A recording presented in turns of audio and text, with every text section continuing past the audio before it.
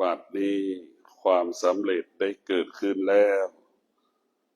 ผู้ที่ได้มีสัจจะเช่นตั้งใจจะมาทำบุญทุกวันพระ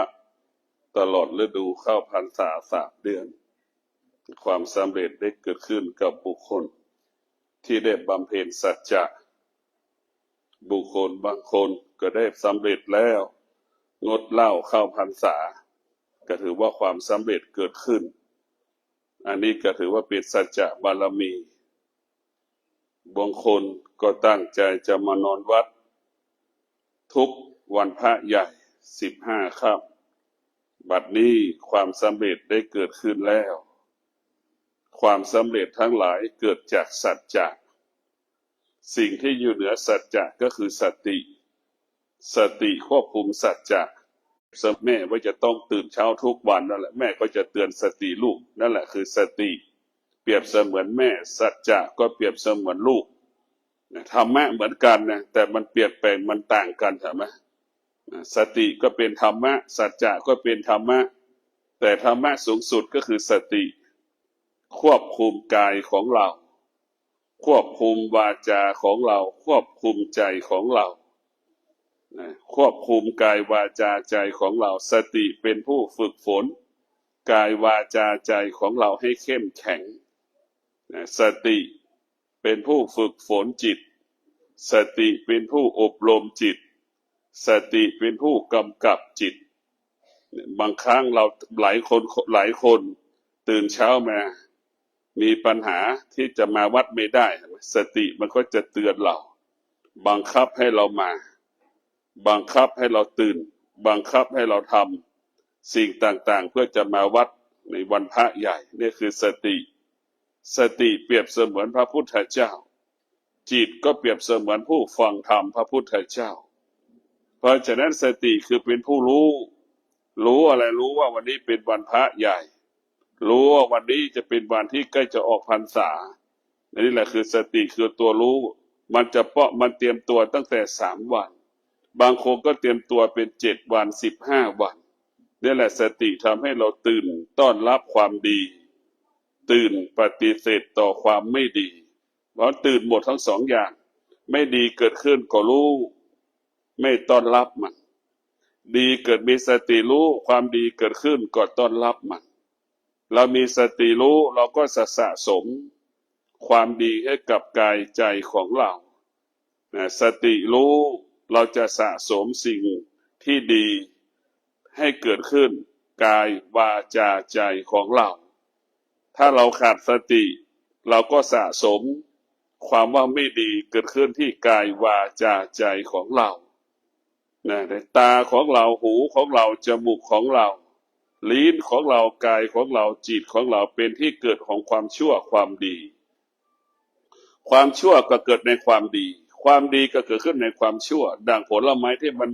จะสุกเบื้องต้นมันจะสุกมันก็หนุ่มเขียวพอมันแก่แล้วมันก็เหลืองนิดมันก็เนื้อมันก็ละเอียดนั่นแหละมันอยู่ที่เดียวกันหมดชั่วก็อยู่ที่เดียวกันดีก็อยู่ที่เดียวกันเราไม่สามารถแยกแยะได้มันเกิดที่เดียวกันหมดเพราะฉะนั้นความชั่วเกิดขึ้นที่ไหนความดีก็เกิดขึ้นที่นั่นความดีเกิดขึ้นที่ไหนความชั่วก็เกิดขึ้นที่นั่นความทุกข์เกิดขึ้นที่ไหนเราก็ดับที่นั่นอันใดเป็นที่รักก็คือตาเป็นที่รักเห็นไหมตาก็หลงสารพัดหลงหูก็สารพัดหลงในสิ่งที่เราได้ยินเสียงเห็นไหมจมูกก็หลงในกลิ่นสารพัดกลิ่นเนี่ยเราให้เราออกไม่ได้เนี่ยมันเกิดที่ไหนก็ดับที่นั่นสิ่งที่มันเกิดก็คือสิ่งที่มันดับให้เรารู้เฉยๆเราไม่ตอบสนองมันเนี่ยเหมือนน้ำท่วมเห็นไหมน้ำท่วมทุกคนก็รู้อยู่ไม่ปัญหากับปัญหาสารพัดปัญหาที่เกิดขึ้นกับชีวิตเราก็เหมือนน้ำท่วมนั่นแหละแล้วใครที่ไหนจะลดไปดูดน้ำออกจากเมืองเชียงใหม่เห็นไหมมันทำไม่ได้ปัญหาก็เช่นเดียวกันอยู่เฉยๆมันก็ไปเองดั่งน้ำที่มันท่วมเมืองเชียงใหม่นะอันนี้คือปัญหาทุกอย่างก็จะเป็นเช่นนั้นเราไปยึดติดมันเองไปปรุงแต่งมันเองเพราะฉะนั้นเราไม่ควรไปยึดติดปัญหาที่มันเกิดไม่ต้องไปแก้น้ำท่วมขึ้นไม่ต้องไปแก้มันก็เป็นของมันเอง มันเป็นเช่นนั้นของมันเรามีความโลภความโกรธความหลงเช่นเดียวกับน้ำมันเกิดขึ้นตั้งอยู่ดับไปมันมาแล้วมันก็ไปไม่มีสิ่งไหนที่อยู่กับเราตลอดชีวิตมันไม่มีอะไรมันไม่มีสิ่งใดที่อยู่กับเราเราก็ไม่สามารถอยู่กับสิ่งใดสิ่งหนึ่งได้มันเป็นเช่นนี้ของมัน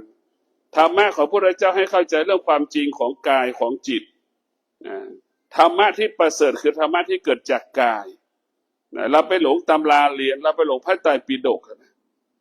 พระไตรปิฎกมันต้องเกิดจากกายเราก่อนเกิดจากจิตเราก่อนนี่พระพุทธเจ้าบำเพ็ญเพียรจากกายกับจิตพระพุทธเจ้าไม่ได้อ่านหนังสือแล้วบรรลุธรรมใช่ไหมพระพุทธเจ้าบำเพ็ญเพียรธรรมจนได้บรรลุธรรมนั้นเกิดจากกายเกิดจากจิตขยายผลที่เกิดขึ้นกับกายเอาไปเขียนเป็นตัวหนังสือคือเป็นพระไตรปิฎกพระไตรปิฎกก็เป็นแนวทางให้เราศึกษาเรียนรู้เรายึดมากเราก็หลงอีกเหมือนเราหลง Google ใช่ไหมหลงทางอย่างเดียวกันนั่นแหละแล้วก็หลงอีกฟังมากก็หลงมากอีกอ่านหนังสือมากก็หลงอีกเราต้องปฏิบัติมากๆแล้วมันจะรู้เอง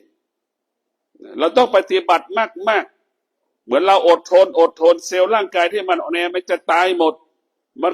เซลล์ร่างกายที่มันเข้มแข็งก็จะเกิดขึ้นใช่ไหมท้ายสุดแดดเกิดก็ไม่มีความหมายร้อนใช่ไหมความเย็นเกิดขึ้นที่สุดกับความหนาวเย็นคือไม่มีความหมายเพราะมีความอดทนอยู่ในตัวมันเองใช่ไหมเซลล์ร่างกายที่มันอดทนมันก็จะสร้างขึ้นใหม่ไอ้เซลล์ที่มันอ่อนแอก็ตายไปไอ้เซลล์ที่อดทนก็เกิดขึ้นใหม่นะฝนตกมันก็อยู่ได้ร้อนมันก็อยู่ได้หนาวก็อยู่ได้เช่นเดียวนี่แหละคือการฝึกฝนฝึกฝนจิตจะเป็นเช่นนี้ความอดทนมันจะสร้างพลังสร้างอำนาจให้กับชีวิตของเรา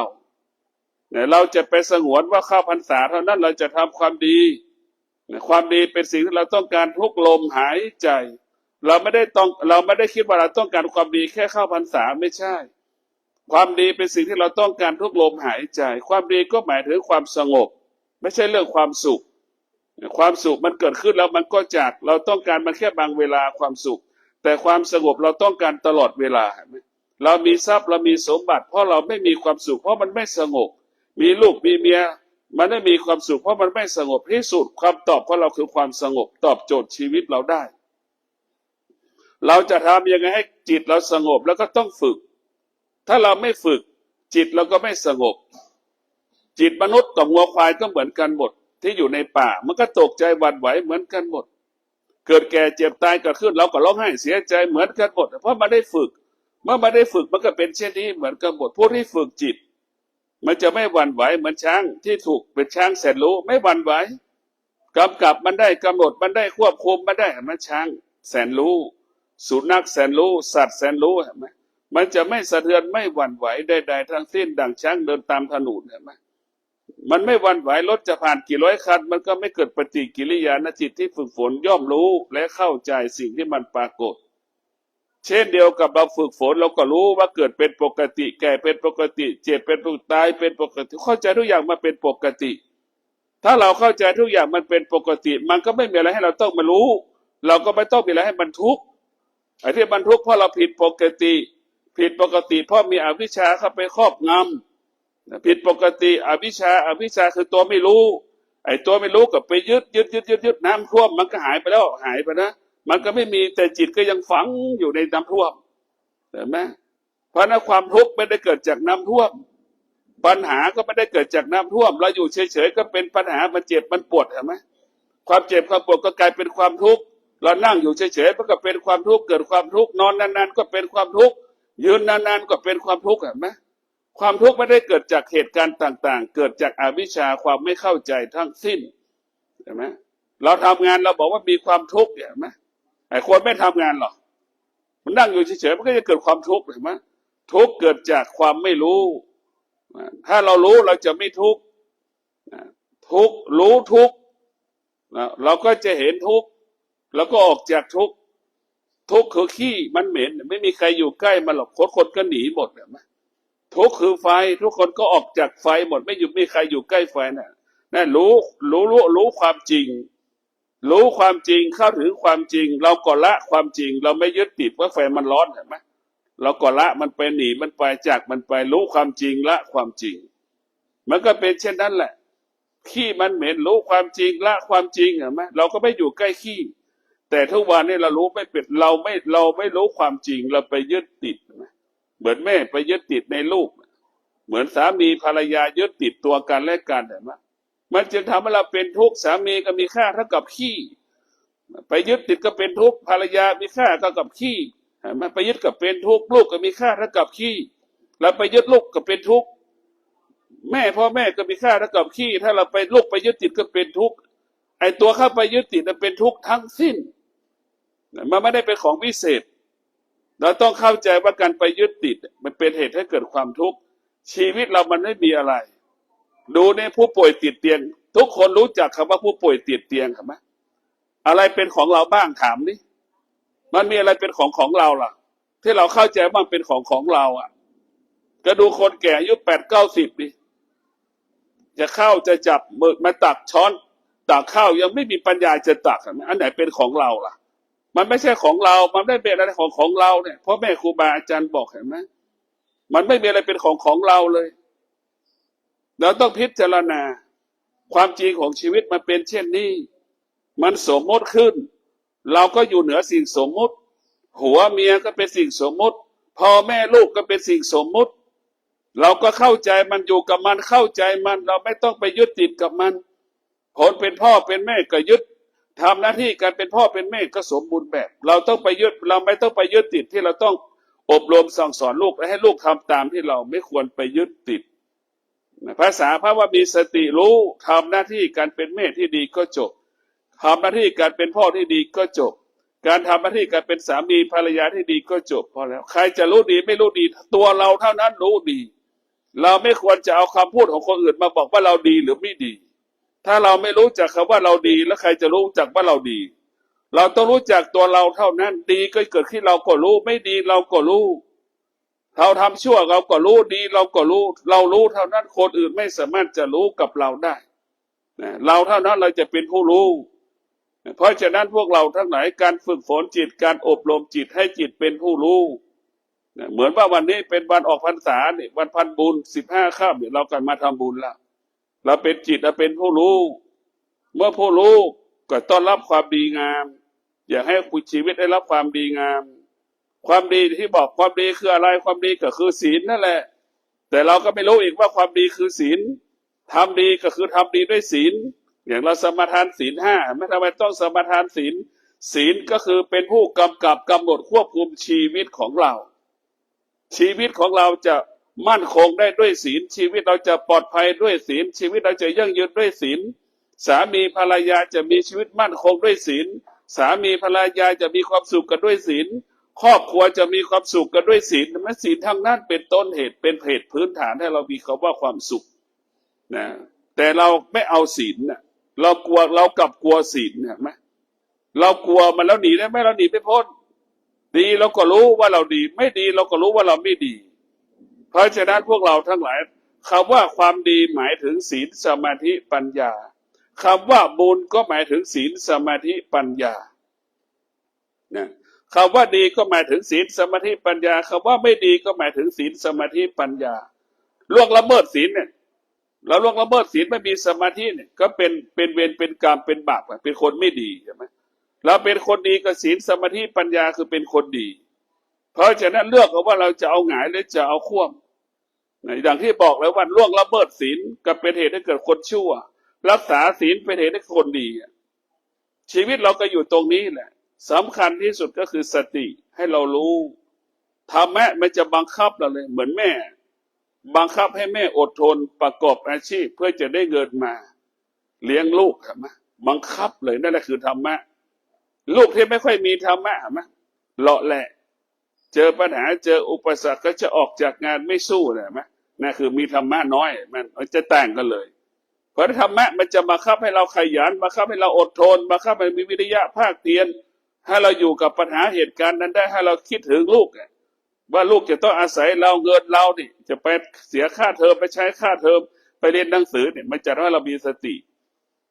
ให้เราอดทนเพราะฉะนั้นธรรมะของพระพุทธเจ้าประเสริฐที่สุดแต่เราอยู่กับสิ่งสมมติเราอยู่เหนือสิ่งสมมติ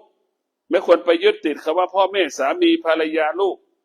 ไม่มีใครอยู่ร่วมกันได้ตลอดเวลาอยู่ร่วมกันได้แค่บางเวลาเราต้องเข้าใจแบบนี้แต่เราไม่เข้าใจมันไปยึดติดมันจึงเป็นทุกข์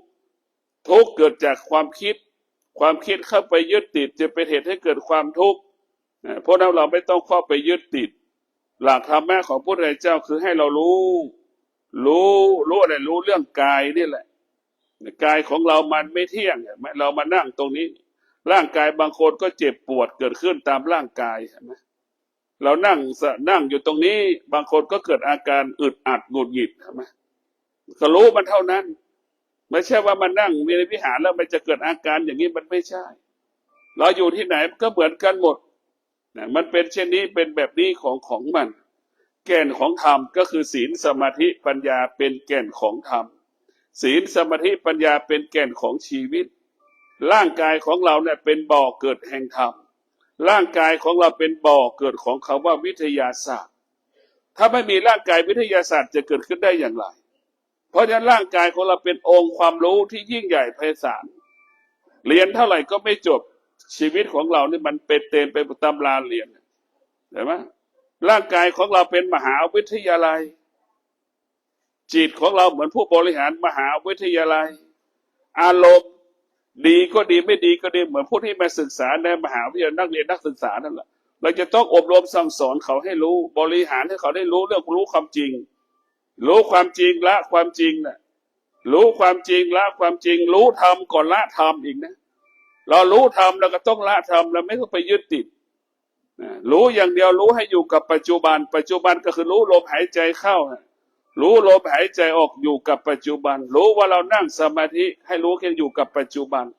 ให้เรารู้เรานั่งสมาธินี่คืออยู่กับปัจจุบันเมื่อเราอยู่กับปัจจุบันอดีตไม่มีอนาคตไม่มีแต่ขณะเดียวกันเรานั่งเราอยู่กับปัจจุบันเท่ากับเราทำลายสิ่งที่มันเกิดขึ้นในอดีตเรานั่งเราอยู่กับปัจจุบันเท่ากับเราสร้างความอนาคตในตัวมันเองวันนี้มั่นคงพวกนี้ก็มั่นคงเพราะฉะนั้นพวกเราทั้งหลายไม่ควรมีเหตุผลไม่ควรไปต้องสงสัยสิ่งที่เรารู้ดังเช่นฟ้ามันร้องวันนี้เราก็ไม่ต้องสงสัยว่าฟ้ามันร้องทุกอย่างอยู่ภายใต้การเปลี่ยนแปลงไม่ควรมีเหตุผลกับสิ่งที่เรารู้สิ่งที่เรารู้ก็คือสิ่งที่เราไม่ควรจะรู้สิ่งที่เรารู้ก็คือมันเป็นอนิจจังทุกขังอนัตตามันเปลี่ยนแปลงทั้งสิ้นสุขก็เปลี่ยนแปลงทุกข์ก็เปลี่ยนแปลงสุขก็ไม่เที่ยงทุกข์ก็ไม่เที่ยงเรามีสติอยู่เหนือสุขอยู่เหนือทุกข์เมื่อมีสติอยู่เหนือสุขอยู่เหนือทุกข์จิตเราก็ว่างจิตเราก็สบายเพราะฉะนั้นพวกเราต้องมีสติอยู่กับความเป็นจริงธรรมะว่าด้วยเรื่องความจริงของชีวิตความชีวิตของเรากายของเราก็เป็นความจริงอารมณ์ของเราก็เป็นความจริงเราจะต้องมาละอารมณ์มาดับอารมณ์ความพอใจเกิดขึ้นเราจะต้องดับมาให้ได้ระงับมาให้ได้ไอ้ความไม่พอใจดับมาให้ได้ระงับมาให้ได้ความไม่พอใจความพอใจเหมือนเชื้อโรคเห็นไหมเหมือนไวรัสโควิดมันติดกันมาตลอดเวลาหายแล้วมาเกิดใหม่อีกนี่ก็ขอให้พวกเราได้มีสติพิจารณาชีวิตของเราว่าร่างกายของเราไม่มีอะไรแน่นอนมีสติรู้ชีวิตเราจะมั่นคงชีวิตเราจะปลอดภัยมีสติรู้คิดสำเร็จพูดสำเร็จกระทำการใดๆสำเร็จมีสติรู้ชีวิตจะเจริญรุ่งเรืองยิ่งขึ้นไปขอความสุขสวัสดีจงเกิดแก่ท่านทั้งหลายขอให้ท่านทั้งหลายมีสติรู้ทุกขณะลมหายใจความดีไม่ได้เกิดจากการเข้าพรรษาความดีไม่ได้ออกพรรษาและความดีจะไม่เกิดมันก็ไม่ใช่ความดีเกิดขึ้นทุกวันความดีอยู่ในกายของคนทุกคนถ้าเรามีสติรู้ความดีก็ปรากฏถ้าเราขาดสติความชั่วก็ปรากฏขอให้เรามีสติแก้ไขสิ่งที่ไม่ดีต้อนรับสิ่งที่ดีให้เกิดขึ้นกับชีวิตของเราขอเจริญพร